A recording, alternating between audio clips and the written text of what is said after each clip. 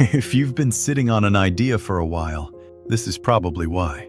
It's not that you don't know what to make, and it's not that you don't have the ability. It's that you don't want to start the wrong way. You don't want to build something that boxes you in. You don't want to commit to a style or a format that you'll feel stuck with a month from now. So instead of starting, you wait for clarity. You tell yourself you're still thinking it through, that you'll come back to it when it feels more certain. But the problem is, clarity almost never comes before you begin. It comes after you've started moving. What you're watching right now is an example of that. This animation didn't start with a perfect plan. It started as something simple, flexible, and easy to build on. And in this video, I want to show you how to use this as a starting point, not a commitment. Let's start by locking in our character. Open ChatGPT's latest image model and generate a base character. You can use any image model you like, as long as it handles consistent characters really well. Keep the design super simple, abstract and neutral, no big facial expressions, no detailed clothing or accessories. This simplicity makes it much easier to stay consistent across every scene in your video. I'll leave some prompts and style variations you can try out below the video. At this point, it's a good idea to come up with your concept, script, and title. You've probably seen these niche explainers popping up already, the ones that feel painfully specific to one group of people.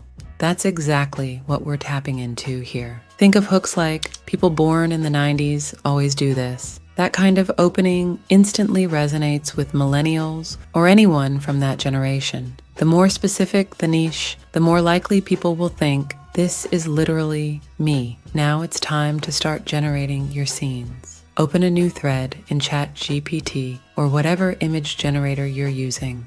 Upload your base character as a reference image. Then, for each sentence or beat in your script, give it a bit of context or paste in the line from your script. Then direct it to build a scene around that line using your base character.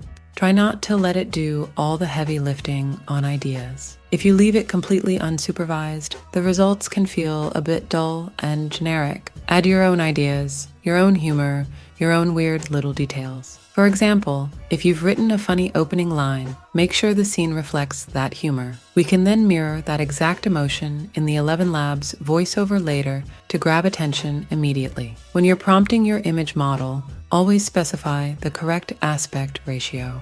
Use a 16:9 video format if you're making widescreen content. Use a mobile format for anything else. Next, let's jump into ElevenLabs to generate the voiceover.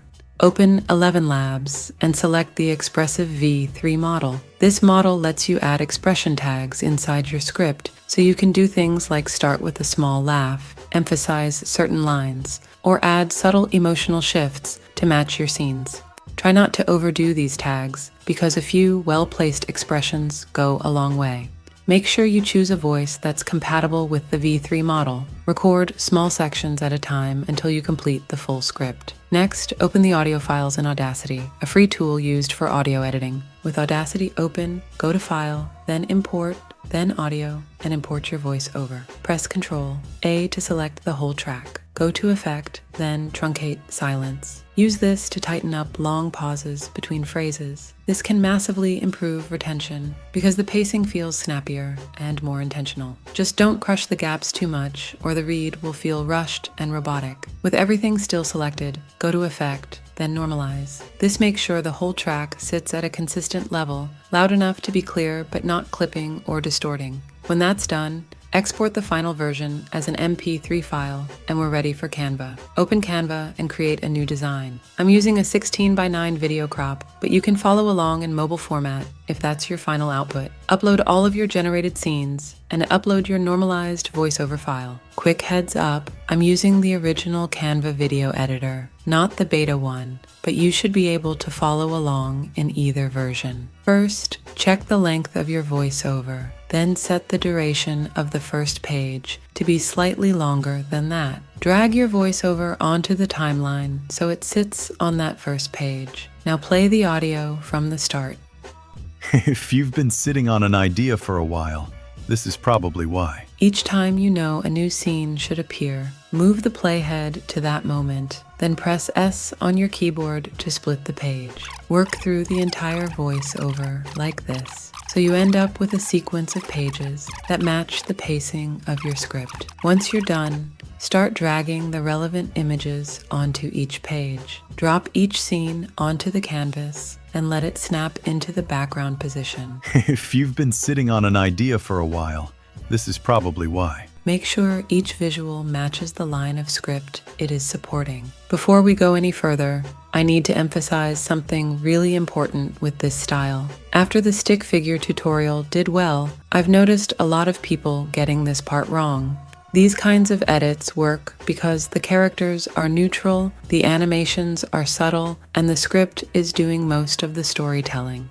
The visuals should gently guide the viewer through the script, not compete with it. And don't overload the video with transitions, animations, and aggressive sound design. With that in mind, select your first image and open the Animations panel. Give it a very subtle animation, just enough movement to keep things alive without grabbing all the attention. When it comes to transitions, keep things minimal. Most scenes can simply cut or use very simple transitions. For this project, I did add a parallax style transition for one of the later sections, so let's break down how that works. For this transition to work well, you need to plan ahead when generating your scenes. The two key images I used were a path of clarity style image and a simple computer screen. On the first page, add the computer screen image. Enlarge it so only the screen area fills the entire canvas. Place the path of clarity image inside that screen and crop it so it doesn't spill outside the screen area. Open the Elements tab and search for a video player overlay, such as a play button and controls. Place it over the bottom of the screen so it looks like a YouTube style player.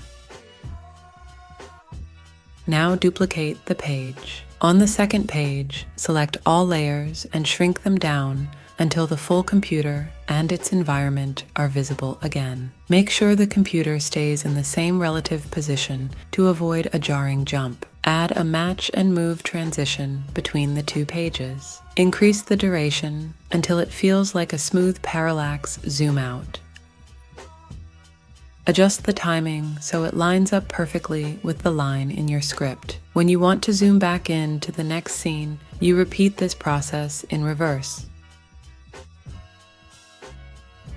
Now let's look at animating the character itself. For this, I'm using Kling AI, specifically their image-to-video model. The workflow is simple. Upload a start frame, upload an end frame, and let Kling generate a smooth animation between them. Again, this is something to keep in mind when you're generating your scenes. The closer your start and end frames are in composition and style, the smoother the result. In my example, the 3 frames I used are all very similar, just slightly progressed in motion or emotion. Kling offers a couple of ways to access credits. You can use a monthly subscription or buy one-off credit packs if you just want to test it out. I've left an affiliate link below if you want to support the channel while you experiment, and it really helps out. Once you're happy with the generated clips, download them and go back into Canva. Upload the video files and place them onto the timeline where the animation should kick in. Drop them in sequence so they flow directly from your static scenes. If you've planned the frames well, they should merge almost perfectly with the rest of the edit. Now let's add some music. The track you choose will depend on your topic, but for this style, I went with a soft, slightly alluring piano track.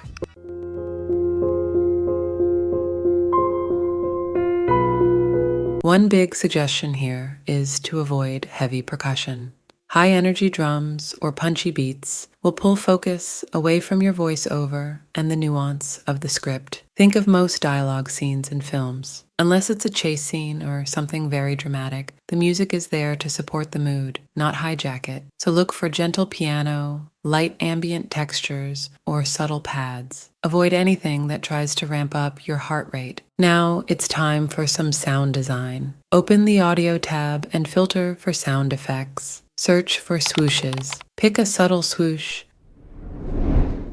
Place it on the Parallax Transition and reduce the volume significantly so you feel it more than you consciously hear it. After you've started moving, what you're watching right now, For shorter, snappier transitions, you can use a camera shutter sound. example of that. Drop the volume way down. You want texture, not a jump scare. When we move into the character animation section, we can lean a bit more into sound design while still keeping it subtle. First, I used a sample called Pencil Write on Paper 1.